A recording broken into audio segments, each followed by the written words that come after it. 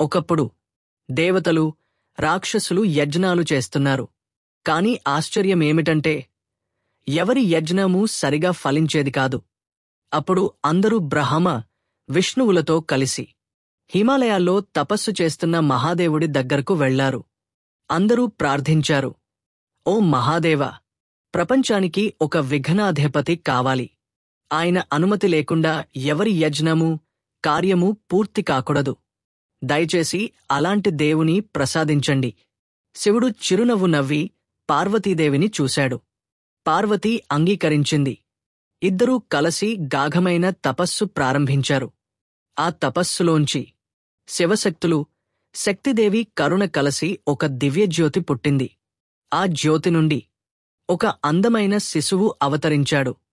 చిన్న బంగారు శరీరం, కాని ముఖంలో ఏనుగు రూపం. మధ్యలో ఓం జ్యోతి ప్రకాశిస్తోంది. అదే గణపతి. శివుడు ప్రకటించాడు, ఈరోజు నుండి ఇతడే విఘ్నాధిపతి. ఇతని అనుమతి లేకుండా ఎవరి యజ్ఞమూ ఫలించదు, ఎవరి కార్యమూ విజయవంతం కాదు. దేవతలందరూ ఆనందంతో నమస్కరించారు. బ్రహ్మ, విష్ణువులు కూడా మ్రొక్కారు. ఆ రోజు నుండి ప్రపంచమెక్కడైనా ఏ శుభకార్యమూ, ఏ యజ్ఞమూ ప్రారంభం కావాలంటే ముందుగా విఘ్నేశ్వరుడైన గణపతిని పూజించడం ఆచారంగా మారింది.